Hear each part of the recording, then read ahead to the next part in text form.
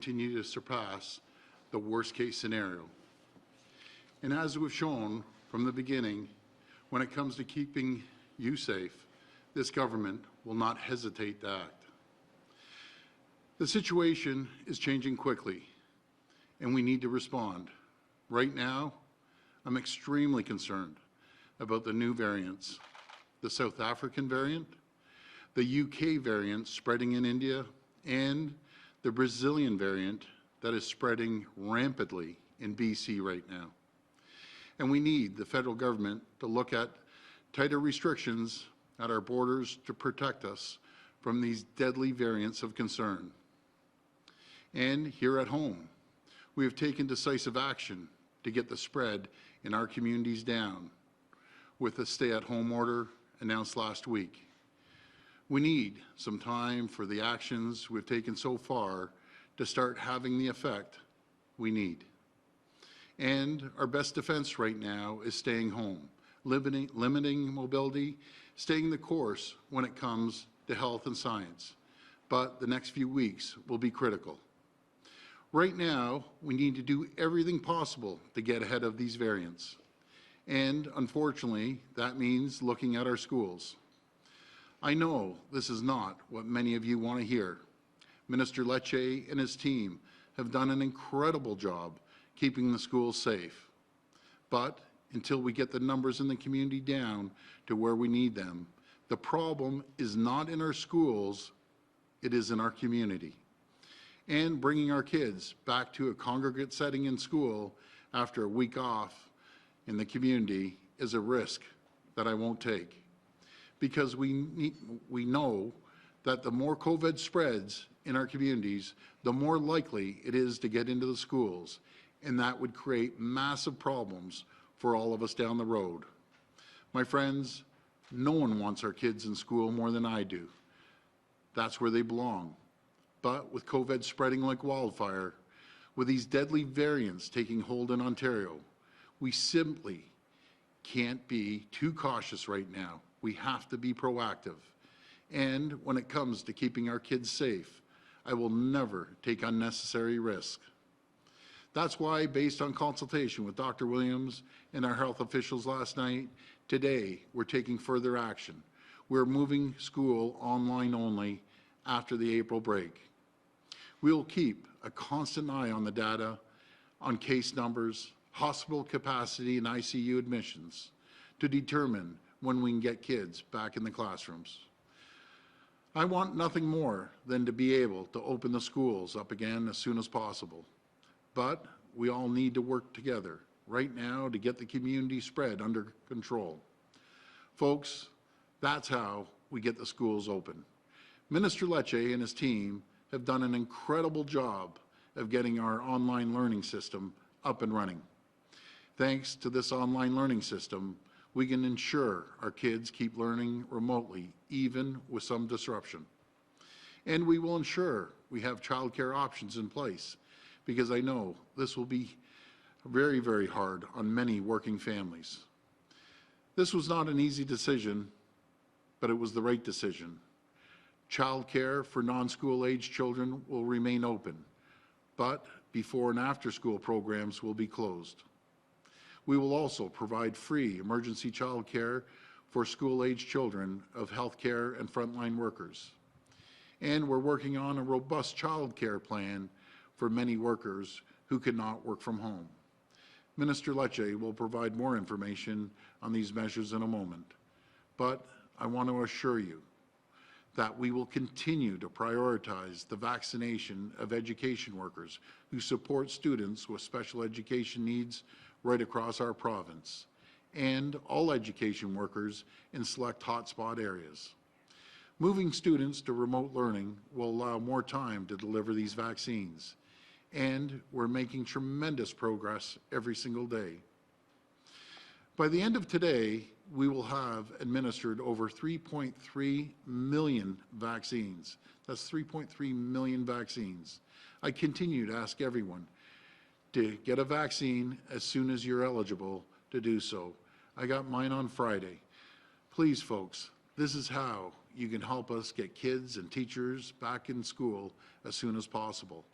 All Ontarians who are eligible can book their vaccination appointment by visiting ontario.ca/COVID-vaccine or by calling 1-888-999-6488. That's 1-888-999-6488. And we're rolling out vaccinations at pharmacies across the province, with more added every single week. If you'd like to go to a pharmacy, visit ontario.ca/pharmacy COVID vaccine to find a neighborhood pharmacy that is administering vaccines. We have come so far already, and if vaccines keep coming in from the federal government, we expect to have 40% of Ontario adults vaccinated by the end of the 4-week stay-at-home order. But we must remain vigilant and give ourselves every chance to beat this pandemic. Thank you, and God bless the people of Ontario. Now I'll pass it over to Minister Lecce. Good afternoon. Our government recognizes the critical importance of in-person learning for Ontario students. It is key to their mental health, well-being, and long-term success. That's why throughout this pandemic, we have worked hard to keep schools safe and to keep them open. We've been successful in this regard, and prior to the April break, more than 99% of students and staff did not have an active case of COVID-19. Medical experts, including our province's Chief Medical Officer of Health, have been clear that with appropriate measures in place, our schools are safe, and in-school transmission of COVID-19 has remained low. This is in large part thanks to the extensive measures we've put in place to protect kids.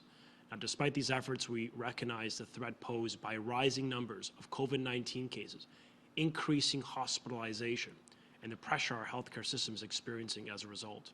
This worrying trend will leave us in an impossible situation if we do not act immediately. And that is why, in consultation with the Chief Medical Officer of Health, we have made the decision to move elementary and secondary students across the province to remote learning following the April break. Our government is taking decisive action to keep your child safe. Now, to date, we have kept our schools safe, but today's announcement is about prevention. It is a proactive and sadly necessary precaution as we tackle the third wave of COVID-19. Cases across Ontario communities are rising quickly, and the new COVID-19 variants pose a serious threat. As we tackle the broader situation and by pivoting to remote learning, we can support our collective fight and our effort to defeat this pandemic. I want to be clear that school boards will be directed to provide continued in-person support for students with special education needs who cannot learn remotely. And once elementary students have moved to remote learning, childcare for non-school age children will remain open, and free emergency childcare for the school-age children of healthcare and frontline workers will be provided. Our government will continue to listen to the advice of public health experts, and we will update parents once a safe return to in-person learning is recommended. I want to commend our teachers, our education staff, our childcare workers for their incredible public service during this pandemic. And of course, I want to recognize the resilience of our students and families. This past year has been disruptive and challenging, and we understand the impact this has on young kids. It's why the government has invested $52.5 million for expanded access to support youth mental health and to support students with special education needs. These services and supports will continue over this period of remote learning. Know that we remain committed to returning to learning in person as soon as it is safe to do so. I know that together we will defeat this pandemic. Thank you. We'll go to the phone line for questions. First question, please. From Travis Danrash at Global News. Go ahead.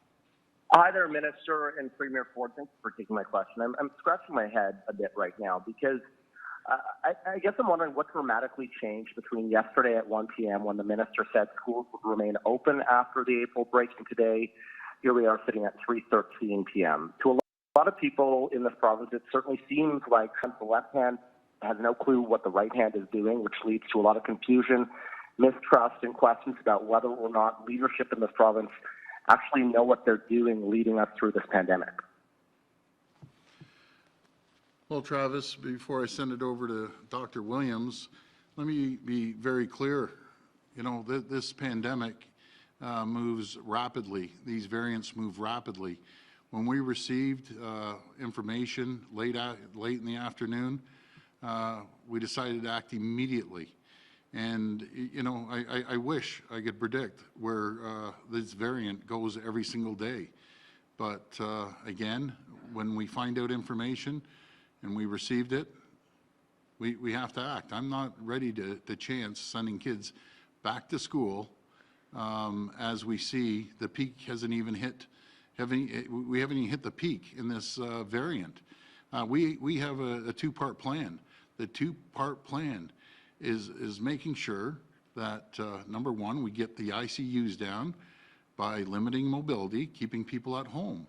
Part two to that is going into hot areas and workplaces in those hot areas and getting people vaccinated. As you saw, I was at Apotex already on Friday in a day's notice, and all this week we're doing that. We're focusing on the areas of greatest concern right now. And you know something, Travis, I just want to thank everyone out there, because you know, I'll take the responsibility. I've always said I will take responsibility as Premier, but there is tens of thousands of people, when you make your comments, tens of thousands of people working their back off every single day, doing an incredible job on all fronts. I'll pass it over to Dr. Williams.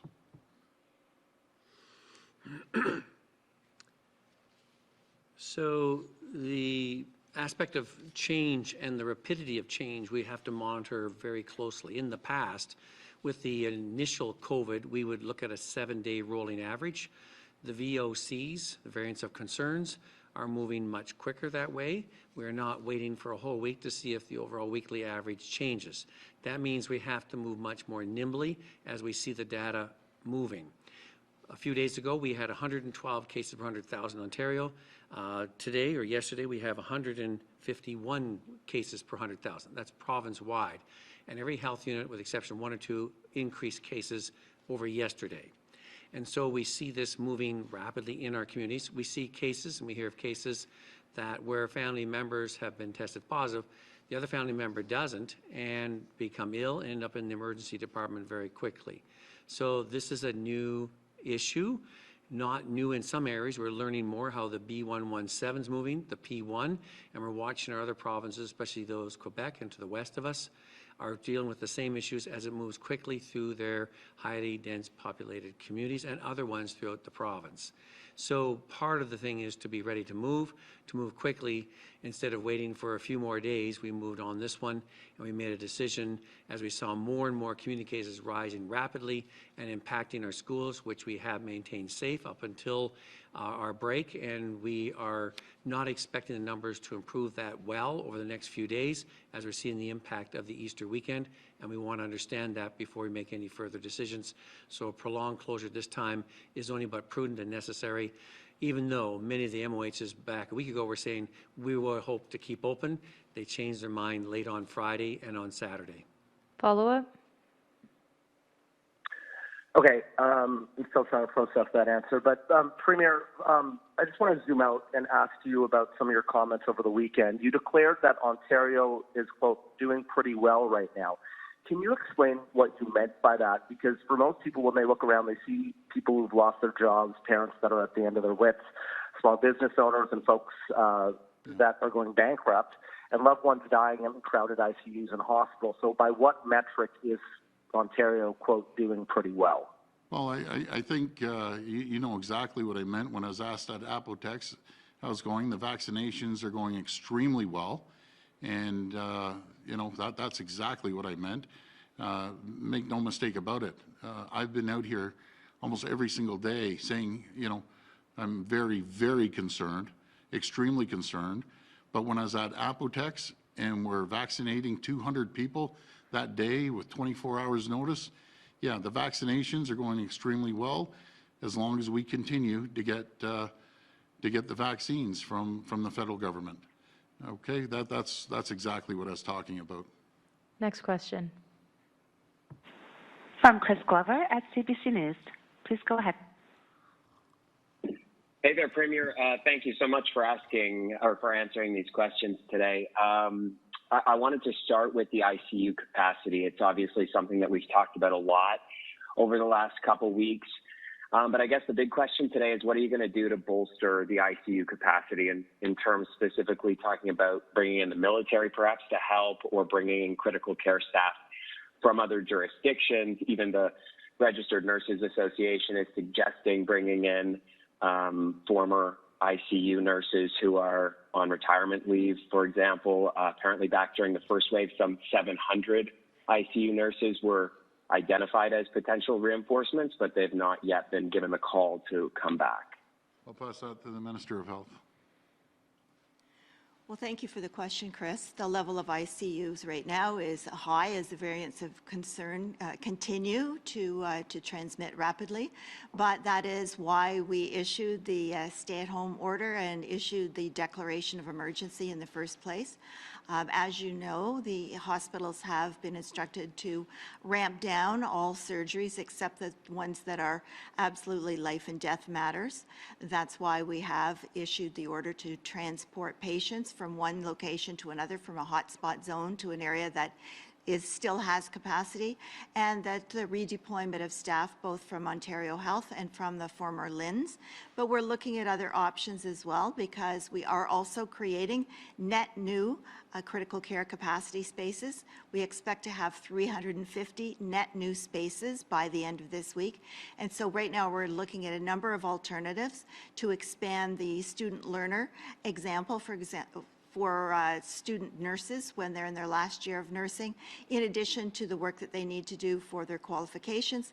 They're also being paid to do extra hours to assist in our hospitals so that the nurses with a greater experience and knowledge can then move up to the intensive care unit. So we are looking at a number of ways that we will be able to increase the number of health human resources in our intensive care units today as we speak.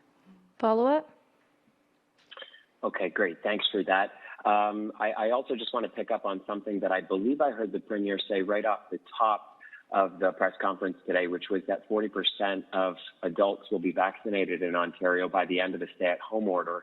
And I just want to parse out that one a touch, because I thought that the goal eventually with herd immunity was something around the lines of 60% or 70% of the population. So 40% would be quite below that threshold. So is it concerning that we would be coming out of the stay-at-home order with perhaps only 40% of adults in Ontario vaccinated, and what sort of safeguards are being planned and prepared for that?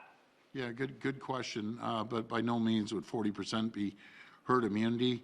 That's a really tough target to meet, but we are going to meet it, considering the supply of vaccines that we have. And let me tell you, I know the federal governments, they're working their backs off getting the vaccines, but I'm going to tell you the numbers. We have 2.8 million appointments booked with pharmacies and along with the mass vaccination centers. We have 900,000 in the freezers. We'll go through in the next little while. As long as we get those vaccines, then we're going to be able to hit those targets. And I want to thank all the people out there at the mass vaccination centers, the primary care docs, the pharmacies especially. You know, they're working around the clock, and they're working their backs off. They're doing an incredible job. I think we're targeted for another 100,000 today. So they're doing a great job. And I just want to thank them for the work that they're doing there. Next question. From Melissa Candelaria at Halton News. Please go ahead. Hi there, Premier. Thanks for taking my question. Thank I just wanted to ask, now that this is probably for the Minister of Education, actually, with regards to the shutting down of schools, and you did mention, Premier, that there might be more time for further vaccinations. I know some teachers in like Peel and Toronto can go ahead and start registering, and the Ministry of Education was sent a letter by the Halton Catholic District School Board asking for our teachers out here to be added to that mix over the break. Is there any talks of getting more teachers and educational workers vaccinated instead of just in those hotspot regions in the next little while since schools are shut down? The government has immunized 3.2 million doses. That's been delivered to the people of Ontario. 75,000 last 24 hours. There's been some great progress made. Obviously, our commitment is to get every frontline worker vaccinated as we wait upon more supply. And the Premier mentioned this. I mean, we recognize everyone's doing their part, all levels of government working together. We need more vaccine, and as we get it, we'll be able to get into the arms of our frontline staff, those in Halton, in Hamilton, in York, in Durham, as well as in Ottawa and in other hotspots that we've identified as the next grouping of communities outside of Toronto and Peel that will be receive accelerated access to the vaccine. And the intent, to be quite frank, is to scale that up province-wide to all of our education workers as well as our childcare workers, both of whom really play critical roles to keep kids safe. So as we get more supply, I assure every worker within our schools and our childcare settings, we're going to work around the clock to get them into your arms. Follow-up? Great. And I guess just a clarification, because you are shutting down schools and there's work towards for childcare for those students, can you clarify the reasoning behind keeping our childcare centers open but shutting down the schools in general? Sure. I'll turn over to Dr. Williams and me to speak about some of the medical perspectives. But obviously, we have had great success both in our schools and our childcare settings. The recommendation of the Chief Medical Officer of Health has been that schools, which represent in and around 1.5 million kids that were going into class physically, that by having them stay home, that can help limit mobility and ultimately help reduce the risk of this virus spreading. We know schools have been safe, childcare centers have been safe. We've got very strong protocols in place. We built out a plan, for example, to strengthen them upon the return of kids after the April break. Given the developments, the 7-day average, the fact that for the last 4 days, we've been hitting north of 4,000 cases and a real challenge within our ICU, the decision was taken, as difficult as it is, to protect your family and ultimately to prevent this crisis from getting worse. And that's the decision. That's why we made it. Obviously, we're going to continue to focus on keeping our childcare settings safe. And as I said, as more supply becomes available, getting them access to the vaccine.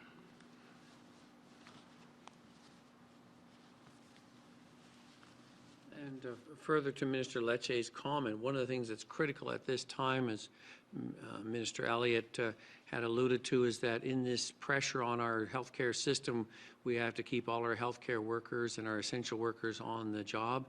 And we know that our childcare services, which we have checks and balances to make sure they're as safe as they can be, are critical for some of these workers to be able to go and continue going to work to care in the ICUs and other centers for the public and the patients that are coming in and increasing numbers into our healthcare facilities as they're trying to deal with that pressure right now. So this will help and assist as much as we can, as well as adding in essential care for the older students that can be made available during this time, which we didn't have open before, but we know it's very critical this time to ensure that these essential workers can report in and do their critical work and very valuable work at this time, and to assist them in this way. So this has been another step in that direction. Next question. From Laura Stone at the Globe and Mail. Please go ahead. Hi, everyone. Good afternoon. Minister Lecce, I was hoping you could clarify or confirm that there is actually there's no return date now on children coming back to class, and do you have any sense of when you'll know and be communicating to parents what the plan is? Look, I think it's well known that the government, the Premier, every one of us, we want kids to be in school. There's just overwhelming evidence it's the best place for them, for their mental health. We appreciate that fully. The decision point we've made today is to continue remote learning based on the medical advice that came to us, that it actually would be better to help reduce the community transmission, to help keep these school settings safe by keeping them home, learning, but keeping them home. We will provide advice, we'll communicate to parents based on the advice we receive from the Chief Medical Officer of Health to reopen our schools. That is our intent. It just has to be safe. And as soon as we get that go-ahead from Dr. Williams and his colleagues, we'll make sure parents know with advance notice so that they could plan for their kids to return to school. Follow-up? Just to follow up on what Travis had asked earlier, it just seems like you were caught off guard by trends, I guess, that many experts had seen coming a mile away. So, Minister Lecce, if you could answer clearly, why did you write a letter less than 24 hours ago, essentially saying the opposite of what your government is announcing today? I think actually what we put in the letter was a plan, communicated a plan for following the April break for it to be safe. We communicated accelerated access to vaccines for special education workers and education workers in hotspots. We communicated a plan that spoke about expanded access to asymptomatic testing to over 180 assessment centers. We talked about a plan urging families at home to remain vigilant given the real risks of this third wave. Obviously, our intention all along has been for kids to return to safely learn in schools. That's been our longstanding commitment. However, based on discussions we had with Dr. Williams and the medical teams over the past hours, needing to act quickly and decisively during COVID-19, we've made this decision, as difficult as it is, with one aim, which is to lower these community rates to get our kids back. And that's why we've made the decision point today, keeping in mind that very strong protocols, including a stay-at-home order, remain in effect in this province because we want to really tackle the root cause of this, which is community transmission that is impacting, potentially impacting the safety of schools. So appreciate that we're moving quick. I think COVID-19 requires us to be decisive and move at COVID speed, as the Premier has said before. And we're just going to continue to do what's right. And I know this is challenging for parents. We've announced financial support for parents, our Support for Families program, $400 per child. We've announced improvements to technology, to tablets, to internet connection for families in need.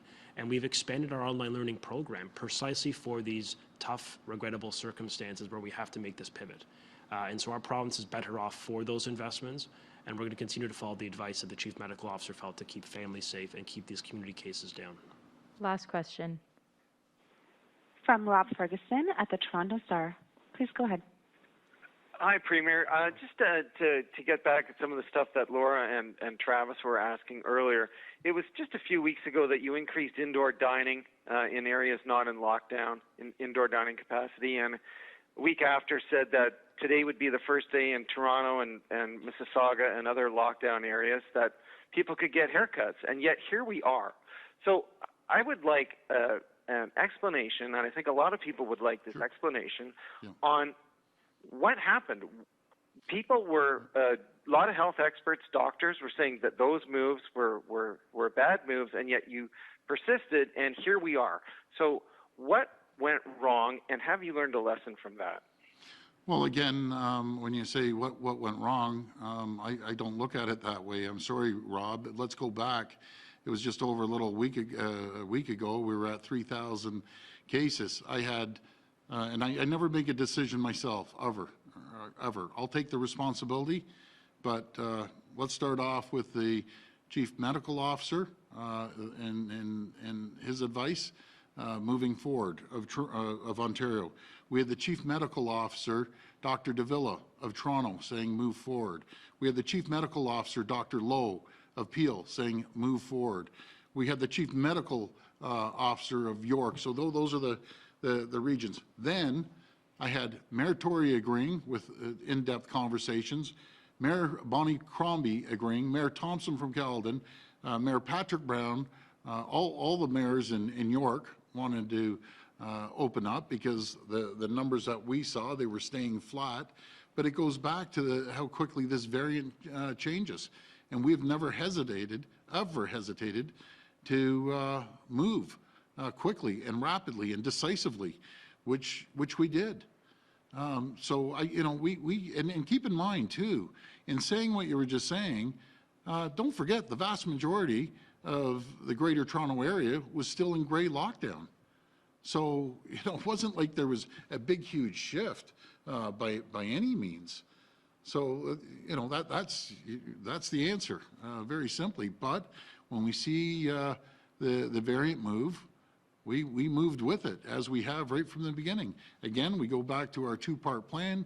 We're getting people vaccinated at a rapid rate, more than anyone in the country, with 3.3 million vaccines. We're going into communities and into workplaces. All weekend, I was on the phone, I'm sure with other ministers too, reaching out to large employers in hot areas, making sure that the public health units in those areas are prepared to go in there, along with the hospitals, which they've done an absolute incredible job getting vaccines into people's arms. So that's what we're doing. Just think if, you know, again, Rob, if we just sit still and keep the exact same position the whole time, it's just not realistic. It just isn't. It's easy, and I'm not saying you, Rob, but it's easy for people to sit back and say, should have, could have, would have, done this, done that. Walk a mile in someone's shoes, and then you'll find out, you'll wake up real quick like you got hit over the head with a sledgehammer when you're on the call till midnight every single night, all day long, getting advice, and it's never the Premier or Doug Ford sitting in some corner making a decision. There's hundreds and hundreds of people that are part of every single decision that we make down here. So I listen. At the end of the day, I'll listen to the Chief Medical Officer, and I'll never waver. I never have, and I never will waver. Follow-up? Okay, thank you, Premier, for that. I just want to switch gears a little bit over to Dr. Williams and perhaps Minister Elliott. Are the surge in cases we've seen that, you know, they really perked up above 4,000 on Friday, is that all Easter weekend? Do you think there was something before that driving it, anything in particular? And as well, for the 350 new ICU beds that are going to be created somehow, where are the doctors and nurses coming from for that? Because I do keep hearing from the medical community that, you know, you can't just walk into an ICU and as a regular nurse and have that level of expertise that an ICU nurse has. Well, I'll start off, and then I can hand things over to Minister Alley to comment on the human health resource issue. You raise a very good point, is over the Easter weekend, our numbers stayed around the low 3,000s, but then we found it jumped up, and I think what happened is that some people were taking some time off during that time, and the data entry did not come in consistently, so it went up very fast to over 4,000. It's staying at that 4,000 level right now. To see the impact of the Easter weekend, while we have been sticking with 7 to 10 days, we need this week to see what that full impact is there. We look at the data, and it's well over nearly 8% positivity with lower volume, and our volumes of testing have stayed up more than we had before. So I think we're seeing a number of things happening. I think as far as the cases, it has been challenging to notice that normally it's a delay when we start to see the impact on our ICUs for a number of days. It's rising faster and sometimes quicker than we had seen with the case counts in that level there, because some people are going to the hospital who had not been tested, who are identified in the hospital for the first time of being COVID positive. That's a shift in the behavior of the variant, and healthcare providers have noted that and the amount of severity they're coming in with already, rather than a graduating increase in issues and symptoms up to that time. So we saw those numbers that normally would take a week to happen, climbing up in 5 to 6 days, and that just shows you what the variants that we're dealing with and the impact on our at-risk populations.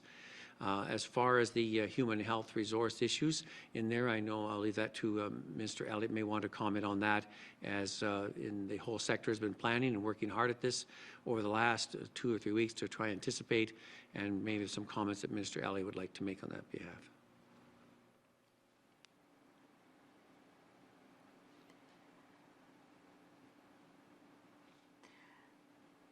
Well, you're right, Rob, with your question that not every nurse is an intensive care nurse. There are years of training just working in the wards and working in a hospital, and then there's extra training that needs to be taken to become an intensive care nurse. We are training more people to do that, but the reality is right now we don't have that time to wait until they're finished. So what we are doing by canceling and ramping down some of the scheduled surgeries and procedures is making sure that the staff in the hospitals that would otherwise be in intensive care dealing with patients who've just had surgeries are now going to be dealing with COVID patients. We're moving everyone else up who is able to work in that capacity, and then we're going to be filling in the other areas of the hospital with, in some cases, it will be entire teams that may be redeployed from other parts of the province that don't have high levels of COVID, or it may be a redeployment from Ontario Health, the former LINS. Some of it will be the student experience, which we have already set in motion. There's more people that can come online with that. And we're looking at other nurses, perhaps about a practice for a number of years, making sure that they're qualified to go in as well. So there are many different areas that we're looking at right now to make sure that we have all the staffing employed in our hospitals and in the right places. Thanks, everyone. Thanks, everyone. Thank you.